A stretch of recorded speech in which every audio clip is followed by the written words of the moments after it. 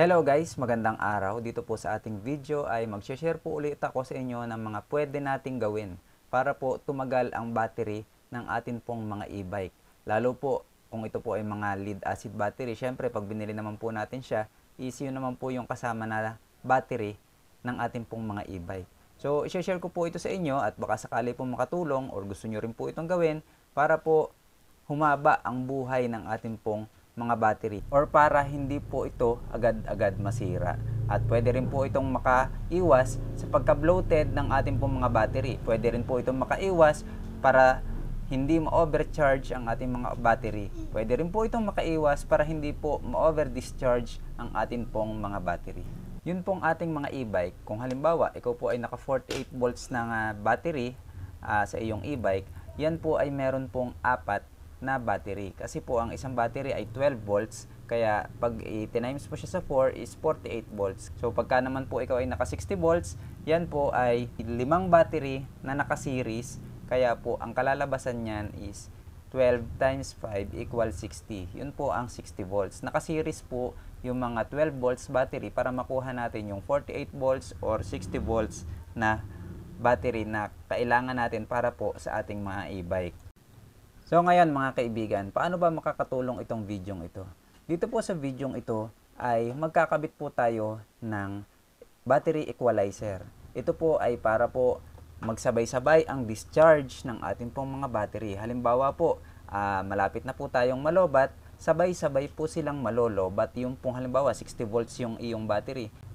Tulad ng sabi ko, pagka 60 volts, 5 po yung battery natin. So pag malolobat ka na, yung 5 battery po is pipilitin ng ating battery equalizer na sabay-sabay silang malobat. Or pagka meron pang mataas yung voltage, kukuha siya ng charge doon sa mataas pa ang voltage at ibibigay doon sa mababa ang voltage para magsabay-sabay yung voltage ng atin pong mga battery. Yun po ang trabaho ng battery equalizer. Kasi kung hindi po niya ibabalance po yun, mabubugbog po yung battery na naunang malobat. Kasi kukuhanan pa rin siya ng kukuhanan ng charge, pero mababa na yung voltage niya. Ganun din po sa pagcha-charge. Sa pagcha-charge po natin, pansinin nyo po, gumamit po kayo ng voltmeter, at yan po ay mapapansin nyo, halimbawa po yung naka 60 volts po kayo, meron po kayong 5 battery, kung meron po kayong voltmeter, subukan nyo po, pag malapit na pong mapuno yan, hindi po balance yan. Meron po dyan, makikita po kayo dyan, 14.8 na po yung iba. Makikita mo yung iba, 14 volts pa lang, yung iba 14.5 pa lang. Kaya po, hindi po balance. Kaya ang mangyayari po dyan, pagka yung isang laging nauunang tumaas yung voltage, posible po na madali siyang masira dahil siya ay mag-over voltage na, dahil yung po naman charger natin is nakadepende lang kung ilang volts siya bago tumigil. Kasi ang ating pong charger ay halimbawa kunwari 60 volts po ang ating battery ng ating e-bike. Ang charger po niyan is naka-set sa 74 volts. So pag naka 74 volts na po ang na-detect niya, magi-stop na po siyang mag-charge. Kaya nga lang po, kung mapapansin nyo, dun sa 5 battery na i-charge niya, yung iba ay over voltage na. Kasi kung halimbawa naka 60 volts ka, ang charger po niyan is naka-design sa 74 volts. So 74 divided by 5 is 14.8 lang dapat ang maging voltage ng ating mga battery. Kasi yun lang naman yung safe para sa ating mga battery. Yun lang yung voltage na safe para sa ating mga battery.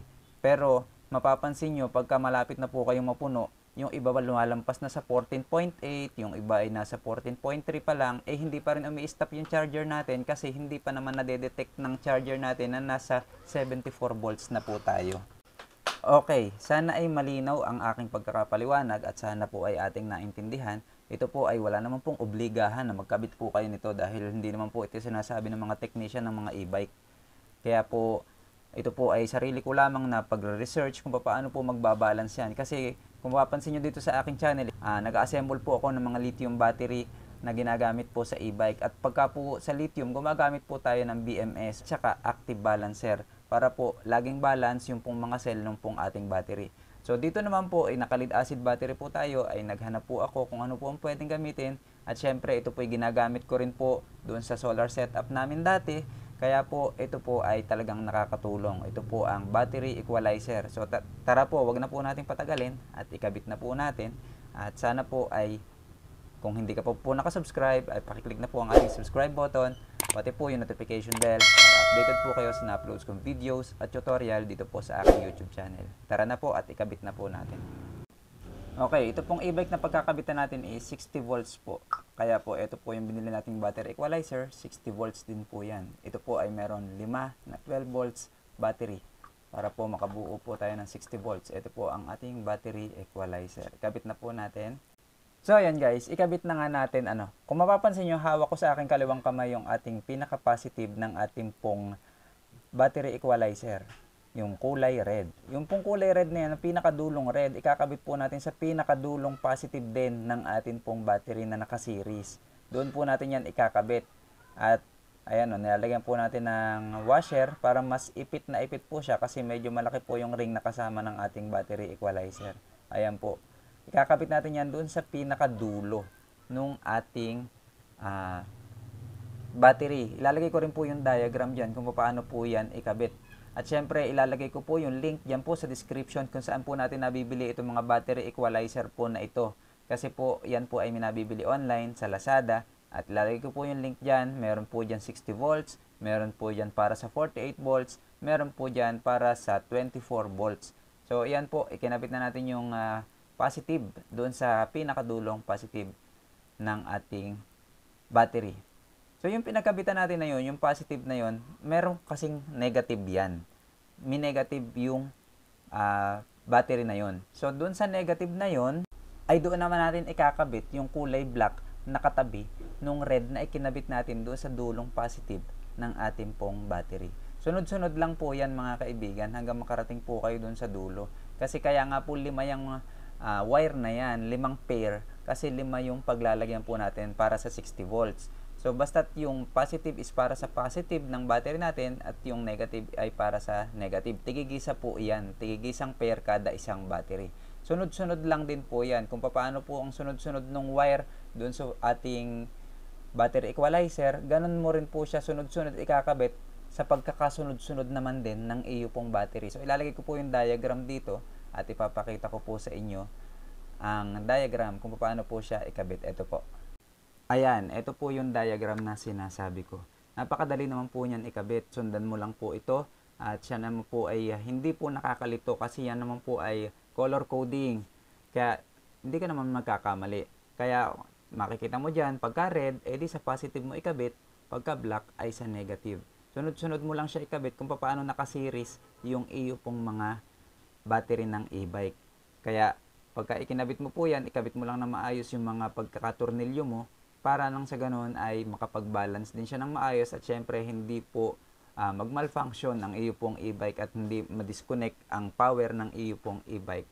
Kaya ayusin ang pagkakakabit at mga tornilyo ng iyo pong mga battery. So ayun mga kaibigan, at nalobat nga ang camera na ginagamit natin sa pagbibideo kung paano natin siya ikabit.